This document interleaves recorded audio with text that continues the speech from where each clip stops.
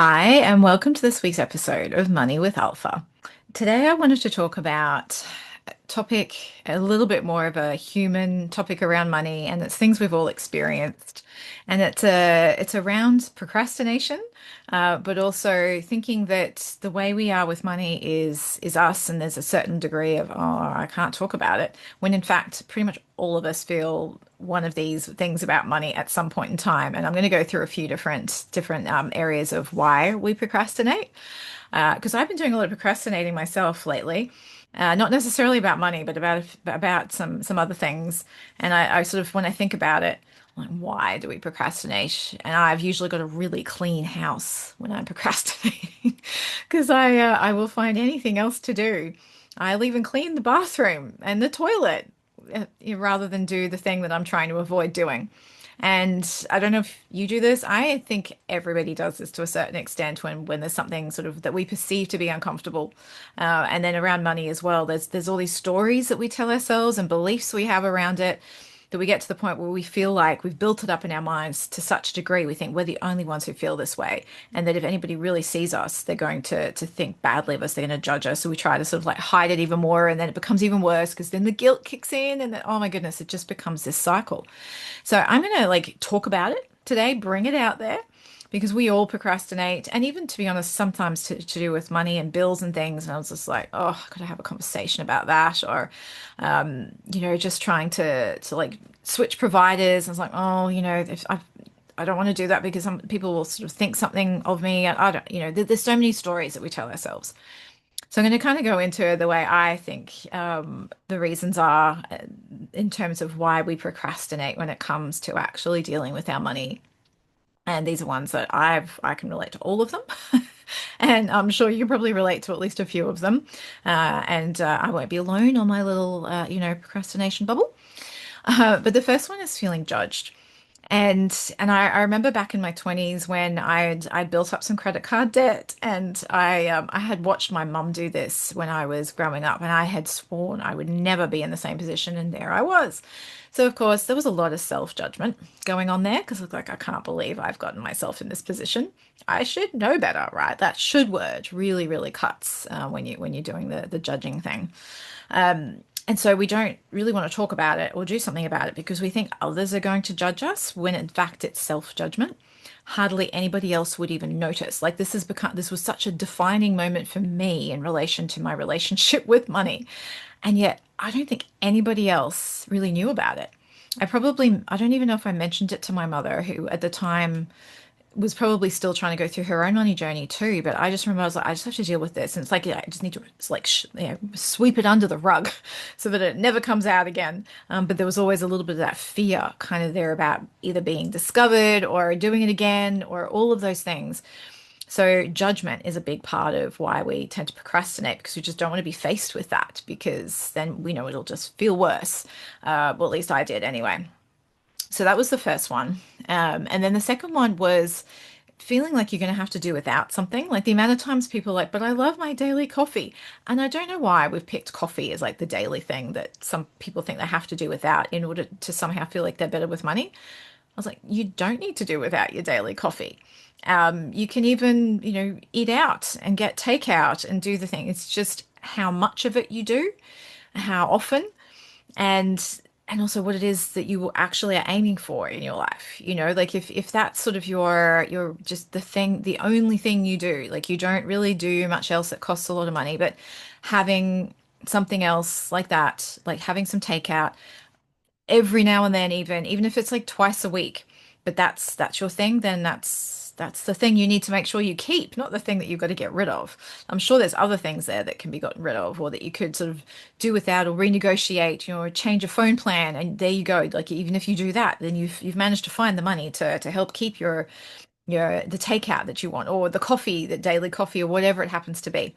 I remember I can't even remember if it was before or after COVID now, because now there's some of that timeline's gotten a bit fuzzy. My husband bought a coffee machine, and it was a reconditioned one. It was one of these like cafe ones, so it was probably too much for like a solo coffee drinking house because I actually don't drink coffee. My Achilles heel is expensive dark chocolate. That's another story. And I budget that in, by the way. I literally have a line in my budget for chocolate. So it's there and it's not going anywhere. No one's touching that one. I will touch everything else, but my chocolate budget line is not for up for grabs or for change. So anyway, so just a funny little tidbit that you may or may not have known about me. But then, so the coffee, so we had them at home then. So I was like, well, that's pretty good. I mean, there was the cost of the coffee machine, and you could like calculate it out over time if you really wanted to see what your return on investment was. But the point was that was, he loved his good coffee, and that was it.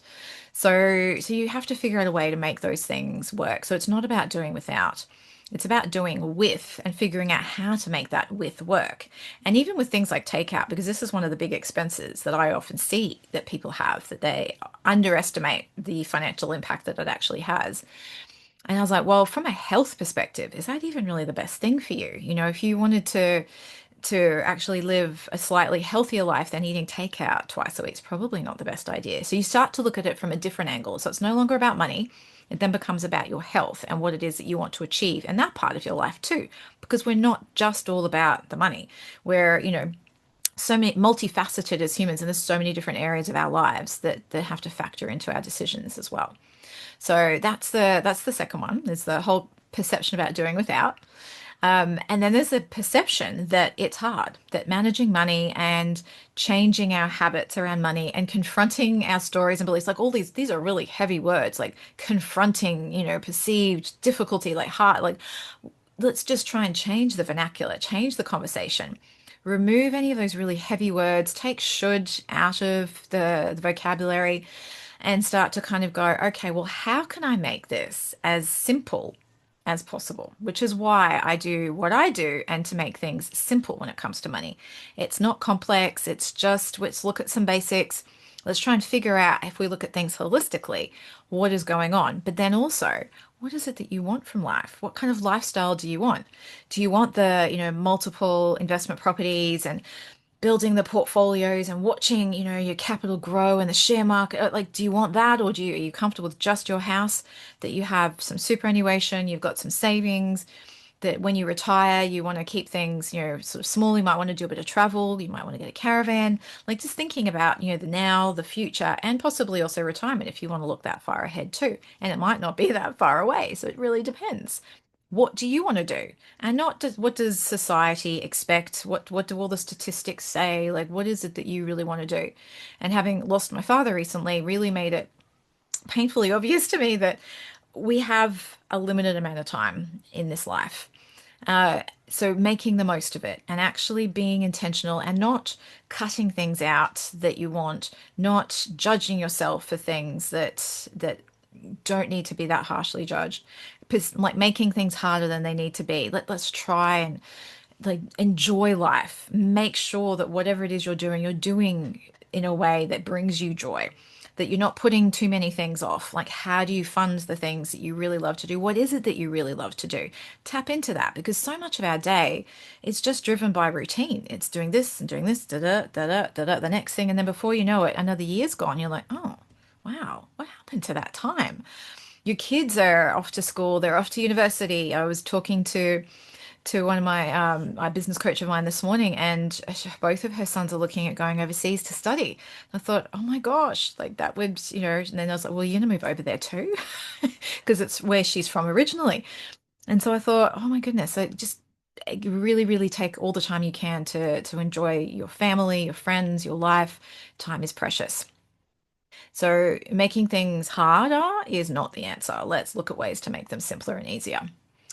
So the fourth thing then was shame. And shame is something that I see a lot, and it links into that self-judgment as well, because we feel like we should be better at this. And again, there's that word should, that, we should have things figured out. We shouldn't be this, or we need to be doing this, but we're not doing that, but I don't really want that. So there's a certain degree of, oh my goodness, there's overwhelm, and then the shame that goes with it. And then we just procrastinate as a result of that, because we just don't want to deal with it, because we think it's going to be difficult to actually deal with then too, and to kind of look shame in the face. It's very confronting as well. Again, these heavy words.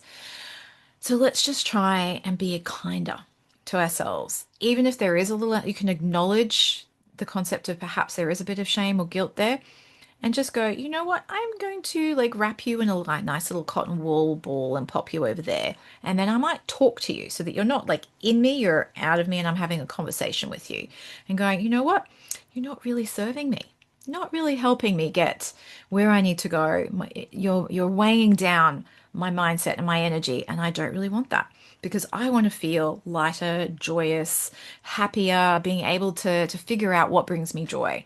Do I still like to do the things I did when I was younger, or am I going to find new interests? I love to go dancing. But to be honest, nowadays I'm actually just happier to have like disco parties in my living room in my pajamas with my daughter and my husband. Like, and just being able to, dance down the aisles if we hear a song. Like I remember my daughter and I once were at Costco, and I kind of remember the song now that came on over the speakers in the shopping center, and we were just literally like jumped on, and there was nobody in the aisle, just so you know, so we weren't creating a hazard, and we jumped on the trolley and we were just like slamming around and just we were just having fun. And someone who sort of like passed us towards the end were just looking and they had the biggest smile on their face. I was like, see, our silliness and our tapping into joy has made somebody else happy as well. It's okay to be a bit silly. And that's what having a child also helps bring up that childlikeness if we let it. There is still seriousness and whatever and overwhelm and exhaustion and all of that too, but trying to balance it out with some lightness too. And then the last thing I wanted to touch on is familiarity. And it might sound a little bit weird, but sometimes procrastinating around something like looking at our finances, it's familiar. We don't really know what's on the other side of that. What does it actually mean to start looking at our finances? What does it mean to start working on our money mindset? We don't know what that means. So we're just going to stay with the familiar, even though it doesn't feel great, but we know it. And our brains know that we can survive even though we're avoiding it and we're procrastinating to look at it. So our brains are like, you don't need to look at that. You're fine. See, you're doing all right. You're okay. You might have a bit of an afterpay thing, or you might have, by doing some a bit more online shopping than perhaps you feel comfortable with, or that you're feeling bad about. But it's good. It's good. It's all good. Don't worry about it. Don't make any changes. So our brain is wired to keep us where we are. So if we actually want to progress and move forward and grow, because we are also beings who like to develop and evolve and grow too, but we've got to do it in a way that our brains feel safe. So that level of familiarity has to happen incrementally, which means we do little steps, we do bits of work here and there to actually grow and develop in a way that is sustainable. And that it's not this, that whole, I still remember my dad, I don't know how many times he tried to quit smoking and he'd go through this whole, like, oh, I'm just quitting. Or he'd have a perforated ulcer and the doctor's like, you have to quit smoking. And a year later, he's smoking again. He even tried vaping for a while and then went back to cigarettes. And when I went to his home after he'd passed, I still found like 2 cartons of cigarettes there. I just looked at that and went, oh my goodness. He never managed to kick the habit. But he'd told himself that that's who he was. He was a smoker. There was a familiarity there. His body what ultimately went for him were his lungs. And that was a sad reality. He'd been a smoker for so long that his body was just kept telling him, "You're okay, you're okay." After a while, it's not okay anymore. And I'm not saying that not looking at procrastinating your finances is going to be harmful to your health, but there's a certain parallel that we keep ourselves in that state of familiarity. So I'm just going to go through again those 5 things that I mentioned in relation to, we all feel something like this around money, and you're not alone. And like I said, I felt all of these things. So the reasons why we procrastinate are self-judgment or feeling judged, feeling like we're going to have to do without something that we really enjoy, perception that it's going to be difficult to actually do the work, the shame around why we haven't done it yet, and why we're still in the position that we are, and why we don't know about it. Why we should know about it, but how, and then finally, the level of familiarity that we feel by being in the space that we're in. So have a think about that, because some of this is seed planting, and just get your brain used to the idea that change that's beneficial to you is possible and that you can do it incrementally and that you're not going to freak it out. It might just be becoming aware of some of your stories and beliefs. That might just be the first step. If you ever want to talk about it, I do offer a free clarity chat. So feel free to reach out to me. We can just have a chat, or even if you're in Brisbane, we can just have a coffee or even a online chat too. So I will leave you there to ponder and think about what I've spoken about today. And yeah, let me know if you have any thoughts or things that have come up. I'd love to be able to hear if this has landed with you or if yeah, if you have any other questions. Okay. With that, enjoy the rest of your week.